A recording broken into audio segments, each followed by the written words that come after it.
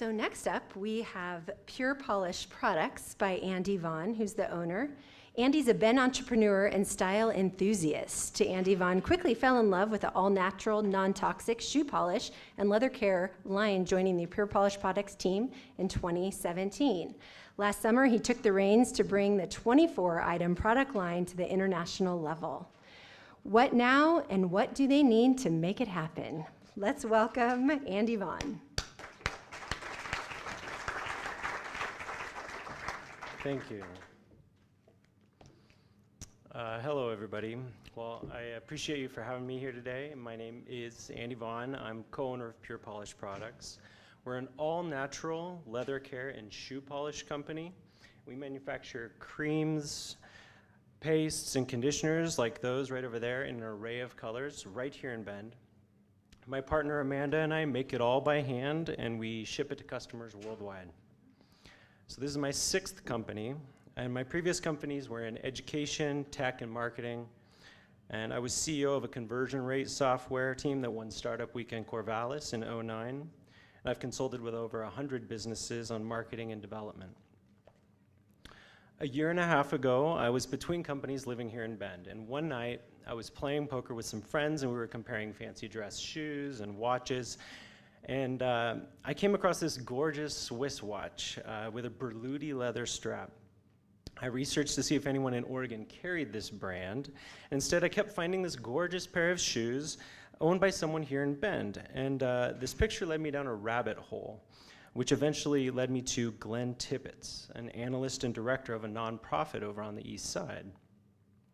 For over a decade, Glenn has blogged and researched the chemistry of leather and leather care. In fact, he was one of the most notorious contributors to a highly influential style forum that in 2013, Glenn came up with his own brand of leather care and shoe polish based on his research. He wanted to create a polish better than any other on the market. He wanted to create a product that was safe to use and friendly to the environment. You see, all the main brands use naphtha, which is lighter fluid, or turpentine and toxic dyes or silicones. Glenn's formulas used all-natural, non-toxic, food-grade ingredients, and orange oil as the solvent, and it blew everyone away. Glenn's products got distributed throughout Europe, Australia, and the US. Shoe bloggers loved it, comparing it to the then highest-end brand Saphir, and frequently being asked which one is better. In 2015, there was a New York Times article calling it a shoe polish worthy of Wall Street, with consensus among the top shoe aficionados to have succeeded in becoming one of the best in the world. Yet for the most part, this all remained a side project for Glenn. So in 2017, when personal and health challenges arose, he shuttered it. The wizard closed his spell book. The company was passed on to his daughter, and it was rebranded Pure Polish. She tried to pick up where her dad left off, but she didn't have quite the reach or connection to the community that he did. So it slowed way down, and to many across the world, the wizard's spells were lost. So a year and a half ago, I'm living in Bend and researching shoes, and enthralled by this story, I read all the blogs, the chemistry, and become a part of the same style forums. I reach out to connect, I try the product, and I fall in love. It smells of sweet oranges and makes my leather glisten in the light. I fall in love with the idea behind it, everything. So I meet Glenn and we discuss it all. He loves our enthusiasm. And after a few months of working it all out, Amanda and I decided to take a leap of faith and bring Pure Polish back to the world. Open the wizard's spell book, learn all the spells, reconnect the community who fell in love with it, grow it worldwide. So we took the leap. Last summer, we took over Pure Polish. We tried to go slow. Not often do you get to take over making one of the best in the world in your home workshop. So we wanted to ensure quality was on par and the community would be welcoming to us. But shortly after our announcement, there was a post on Reddit of they're coming back to the world. In the forum for high-end shoes, there were about a dozen people asking us questions, saying they always wanted to try it and wishing us luck. They mentioned us by name, Andy and Amanda, and told people to check out our Instagram, but so much for going slow. So last fall, we released products to the world as we made them. Orders started coming in from Singapore, Argentina, Norway, all over the US, and we were still figuring it all out. We had some broken containers, melted products on a freighter. All sorts of learning occurred over the first few months, and then in December, with enough batches and testing, we opened up to retailers. So immediately, retailers started coming directly to us, wanting to carry our all-natural brand. And one of the more notable ones was the highest-end men's dress store in Canada, Harry Rosen.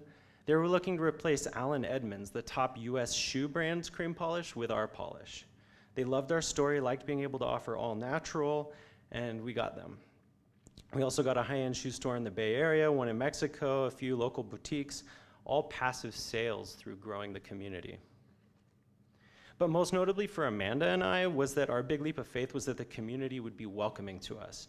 And we were met with a resounding thunderclap of yes.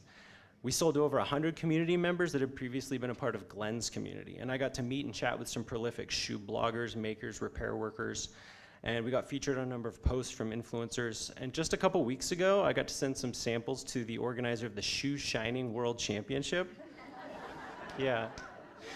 And this is an event that occurs every year at the London Supertrunk Show that actually just happened last weekend.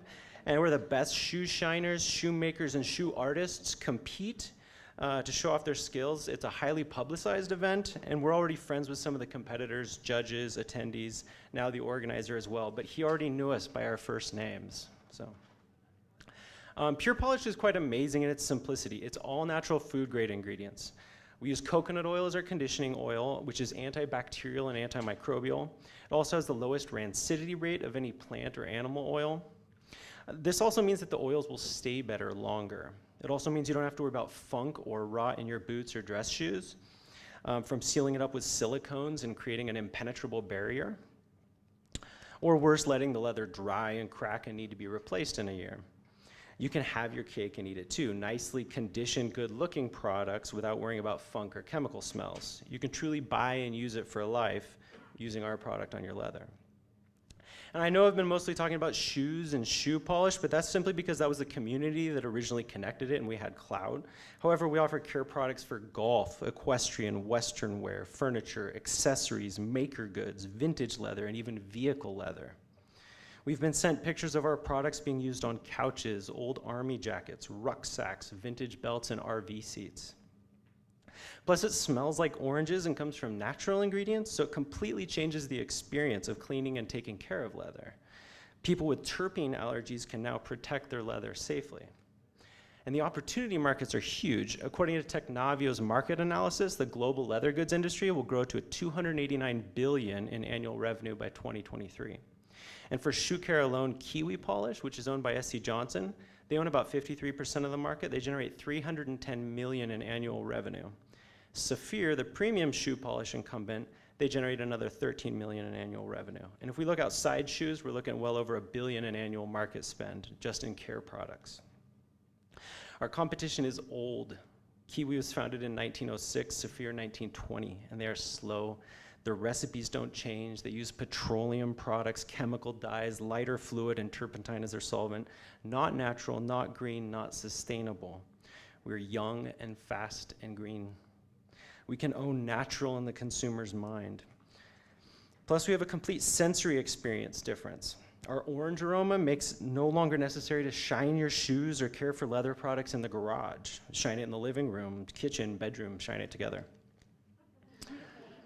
And it's no coincidence that we're here in Bend, because Bend's the beautiful intersection of nature and premium, which is precisely what our brand represents.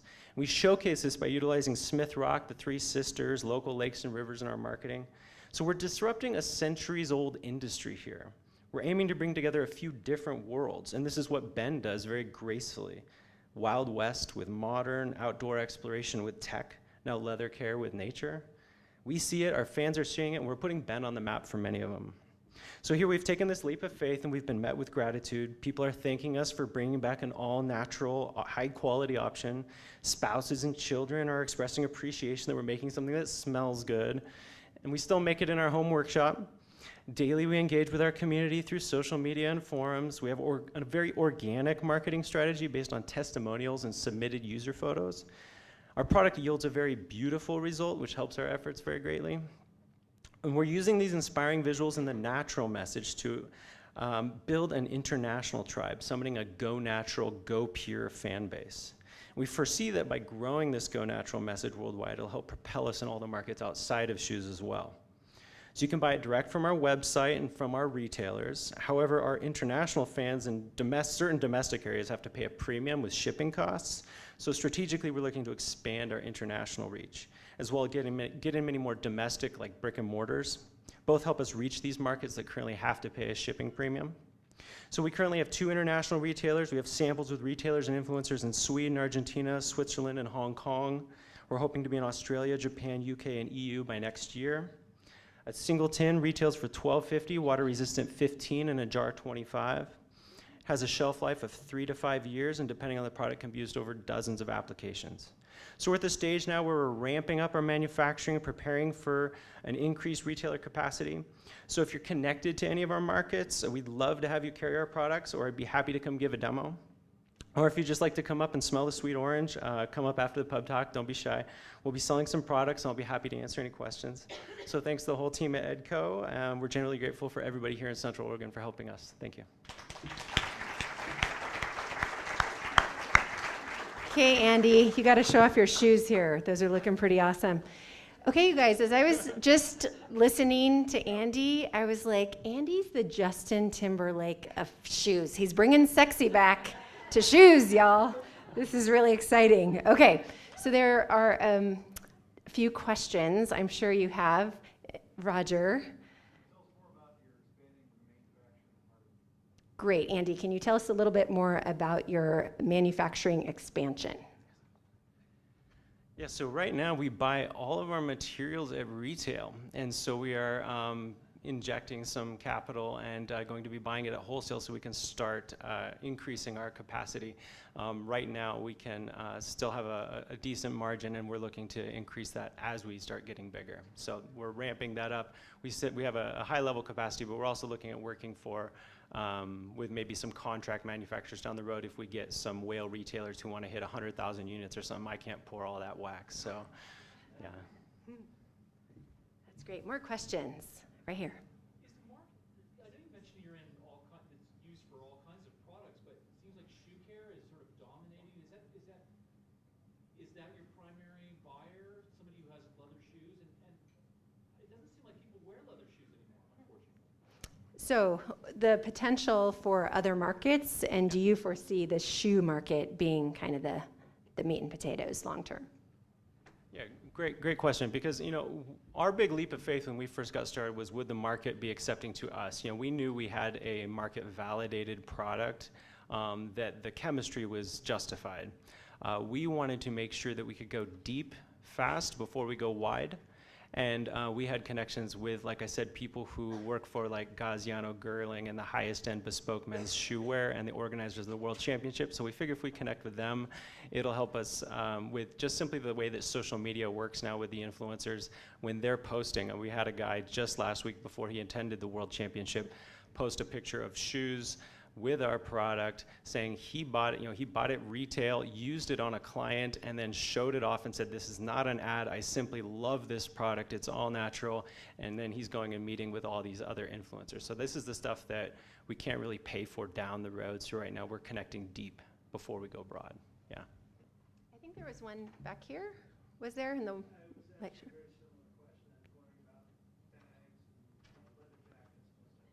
Cool. So it was already asked. Any additional questions for Andy before we cut him loose?